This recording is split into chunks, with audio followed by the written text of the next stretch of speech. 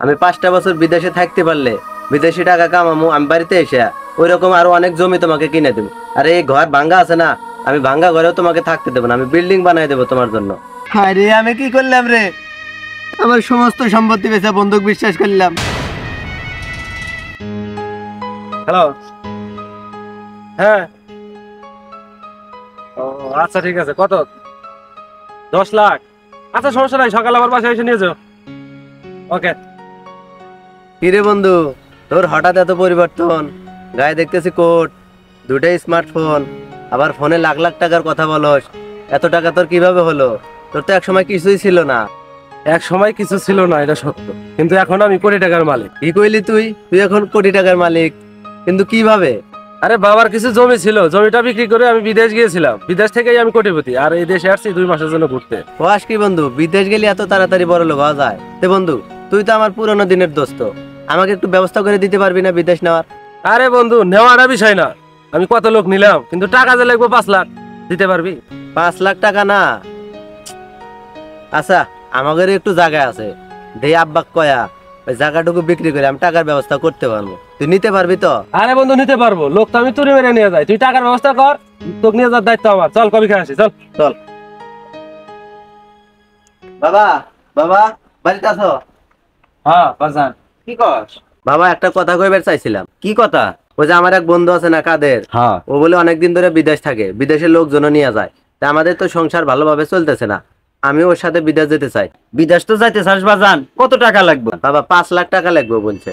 5 লাখ? কি কস বাজান, এত টাকা আমি পামু কনে? বাবা একবার চিন্তা করে দেখো, সংসার কিন্তু ভালোভাবে চলে না, আমাদের তো জমি একটা পতিত পড়ে আছে, জমিটা বিক্রি করে হলেও টাকাটা যদি দাও, আমি বিদেশ গেলে অনেক ভালো হবে বাবা, চিন্তা করে দেখো। আচ্ছা, আমি তাহলে চেষ্টা করে দেখতেছি। চেষ্টা না বাদান, যে কোনো উপায়ে টাকা আমাদের ম্যানেজ করা লাগবে। চলো আমাদের এলাকায় জমি কে কেনে, সকালে আমরা তার কাছে যা জমি বিক্রি করে দিই। ঠিক আছে, চল বাজান। চলো। স্যার, ওই পাড়ার করিম চাচা আসছিল কি জন্য আমি তা তো জানি না, কিন্তু আজকেও আসার কথা। আসসালামু আলাইকুম জমিদার সাহেব। ওয়ালাইকুম আসসালাম। কি খবর করিম চাচা? জমিদার সাহেব, কি কমু, আমার পোলাটা বিদেশ দিয়া পাঠামু, আমার জমি টুক বেচমু, আপনি যদি নিতেন খুব উপকার হইতো। ও, আমি তো জমি কিনি, তা কত টাকা লাগবে? আঙ্কেল, বিদেশ যেতে তো লাগবে 5 লাখ টাকা, তো জমির দাম যা হয় হবে সেটা আপনি আব্বার সাথে কথা বলে ঠিক করেন।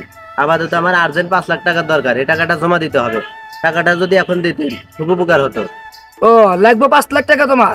আচ্ছা, তুমি টাকাটা নিয়ে যাও, দামের বিষয়টা তোমার বাবার সাথে আমি মিটামানি। আচ্ছা, এখানে 5 লাখ টাকা আছে, নিয়ে যাও, কালকে তোমার বাড়িতে আমি আসবো নি। আচ্ছা ঠিক আছে বাবা, তোমরা কথা বলো, আমি আসি তাহলে। আচ্ছা জমিদার সাহেব, জমির বিষয় নিয়ে কিন্তু আপনার হাতে আমার হাতে দূর কথা হবো না, আপনি নিশ্চিন্ত থাকেন।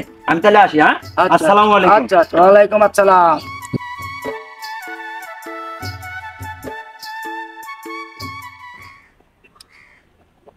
বাজান, হ্যাঁ আমার কিন্তু এটাই কিন্তু শেষ সম্বল, আর আমার ভাঙ্গা ঘর ছাড়া আর কিছুই কিন্তু থাকলো না বাজান। বাবা, তুমি কোনো চিন্তাই করো না, আমি 5টা বছর বিদেশে থাকতে পারলে বিদেশি টাকা কামামু, আমি বাড়িতে এসে ওই রকম আরো অনেক জমি তোমাকে কিনে দেবো। আর এই ঘর ভাঙ্গা আছে না, আমি ভাঙ্গা ঘরেও তোমাকে থাকতে দেবো না, আমি বিল্ডিং বানাই দেবো তোমার জন্য। তুমি কোনো চিন্তা করো না বাবা, আমি এখন যাই, আমি টাকাটা দিয়ে আসি। ঠিক আছে বাজান। আচ্ছা আচ্ছা।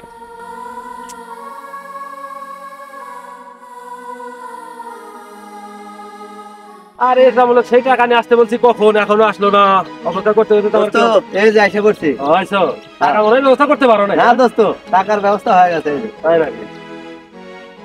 সোজা 5 লাখই আছে, দেখো। আচ্ছা, গুনতে হবে না। দোস্ত, বাবার শেষ সম্বল যে জমি, ওই জমি বিক্রি করে এই টাকাটা দিলাম। আরে দোস্ত, তুমি কোনো চিন্তা করো না, আগামী 10 তারিখে তোমার ফ্লাইট। যাও, তুমি বাসায় গিয়ে কাগজ গোছাও, আর আমি টাকাগুলো অফিসে জমা দিই। যাও। আচ্ছা ঠিক আছে দোস্ত। ওকে। আচ্ছা।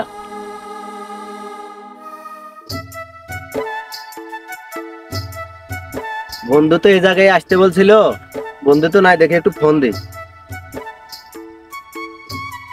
আপনি যে নম্বরে ফোন করেছেন নম্বরটি এখন বন্ধ আছে। হ্যাঁ, বন্ধু মানে?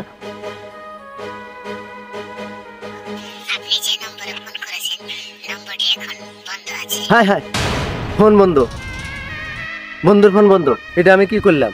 বন্ধুর কথা বিশ্বাস করে এখন আমি পথের ফকির হয়ে গেলাম। এই মুখ আমি বাবারে কামড়ে দেখাই। হায় রে, আমি কি করলাম রে? আমার সমস্ত সম্পত্তি বেচা বন্ধুক বিশ্বাস করলাম। বন্ধু তুই এটা কি করলি রে বন্ধু? আমার তো সব শেষ রে বন্ধু, হায়।